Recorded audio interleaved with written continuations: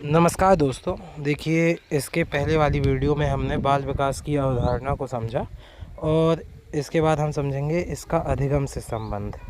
तो ये चीज़ आपको ध्यान रखनी है कि ये आपका प्राइमरी टीचर का जो अभी का 2026 एमपी टेट का सिलेबस है, उसको मैं आगे बढ़ा रहा हूँ। तो देखते हैं कि वीडियो में हम बात करेंगे बाल विकास एवं अधिगम में संबंध।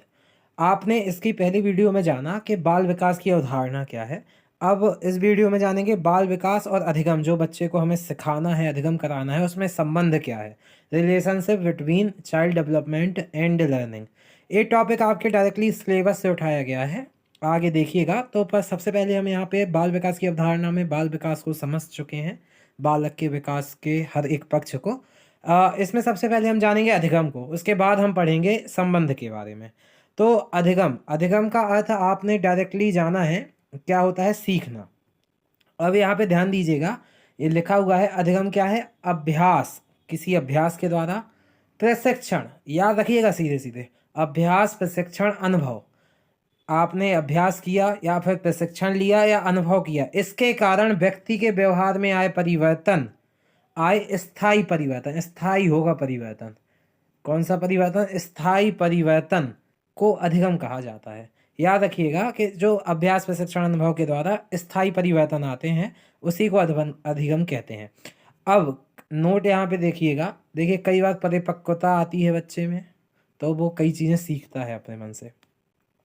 बीमारी के कारण किसी चीज़ का किसी टाइप से सीख लेना, किसी चीज़ में मन ना लगना, थकान के कारण, संवेगों के कारण, जैसे कि गुस्से में कोई काम करना, मूल प्रवृत्ति के कारण, जैसे मूल प्रवृत्तियाँ होती हैं अंगूठा चूसना बच्चे का एकदम शुरुआत से, तो इन सब के कारण, या मादक पदार्थों या फिर नशे के कारण आदि में व्यवहार में आए परिवर्तन को अधिगम नहीं कहते, इसको याद रखिएगा। मेनली अधिगम किसको कहते हैं, अभ्यास, प्रशिक्षण या अनुभव के कारण, अभ्यास, प्रशिक्षण और अनुभव के कारण व्यवहार में आए स्थायी परिवर्तन को अधिगम कहा जाता है।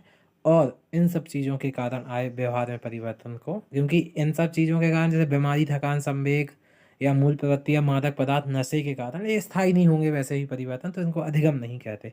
अब अधिगम में मेनली परिभाषाएं कुछ वैज्ञानिकों ने दी हैं, जो कि बहुत इंपॉर्टेंट है। इसको हम कैसे याद रखें, इस पे भी ध्यान देंगे। आदत, अभिवृत्ति या नजरिया, अभिवृत्ति को नजरिया, और ज्ञान अर्जन करना अधिगम कहलाता है। ये किसने बताया आपको, क्रो एवं क्रो ने। तो अब याद कैसे रखना है ये मैं बताता हूँ, मैंने इसकी ट्रिक बनाई है। आज, आज क्रो एवं क्रो। अब आज से हो गया आदत, अभिवृत्ति, और यहाँ ज्ञान को जान पढ़ेंगे, ज्ञान वो ही बोला जाता है, ज्ञान को ज्ञान, तो ज्ञान, ज्ञान, तो जे, तो आज, आदत, अभिवृत्ति और ज्ञान का अर्जन अधिगम है। ये किसने बोला, क्रो एवं क्रो। आज क्रो एवं क्रो, आज क्रो एवं क्रो, तो ऐसे याद हो जाएगी।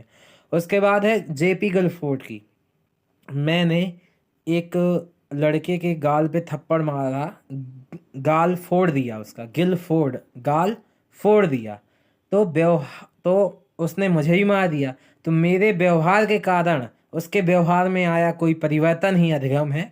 व्यवहार के कारण व्यवहार में आया कोई भी परिवर्तन अधिगम है, जेपी गलफोर्ड ने बोला था। इसकी इस ट्रिक के माध्यम से आप इसको याद रख सकते हैं। अब हमें मुख्यतः पढ़ना था इसमें कि बाल विकास और अधिगम में संबंध। तो इस अधिगम तो आप समझ पाए होंगे कि होता क्या है अधिगम। अब इसमें संबंध जानेंगे कि बाल विकास और अधिगम में क्या संबंध है। तो जैसा कि यहाँ पे लिखा हुआ है कि अधिगम से ही सर्वांगीण विकास होता है, सीखने से ही पूरा विकास होता है, सर्वांगीण समझ गए होंगे। अधिगम जीवन पर्यंत चलने वाली प्रक्रिया है, ये भी आप जानते हैं, सीखना जीवन पर्यंत चलेगा। बालकों का विकास एवं अधिगम एक निरंतर चलने वाली प्रक्रिया है। देखो, विकास भी बच्चे का निरंतर चलता है हर पक्ष में, और अधिगम भी हर पक्ष में निरंतर चलता है। तो बालक अपने विकास में, यहाँ पे देखिए लिखा हुआ है कि बालक अपने विकास के मार्ग में व्यक्तिगत स्तर पर एवं दूसरों से भी विभिन्न तरीकों से अधिगम करते हैं।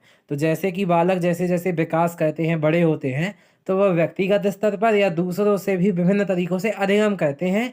तो अनुभव के माध्यम से करते हैं, जैसे कई प्रकार हैं कि कई माध्यमों से करते हैं, तो इनमें से है अनुभव के माध्यम से करेंगे, स्वयं चीज़ें करके करेंगे अधिगम विकास के दौरान, स्वयं बनाने से, कुछ बनाया, प्रयोग करने से, पूछने से, सुनने से, उस पर सोचने से, मनन करने से, व लेखन या गतिविधि से अभिव्यक्त करने से, अर्थात विकास के सभी पहलू अधिगम को प्रभावित करते हैं, इसको याद रखिएगा।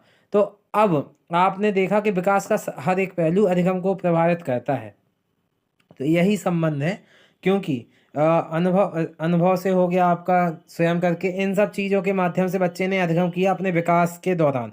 तो विकास और अधिगम मेनली हर एक रूप से एक दूसरे को प्रभावित करेंगे कि विकास कैसा होगा, सीखा क्या आपने उसमें, अधिगम क्या क्या किया और विकास किस प्रकार से होगा।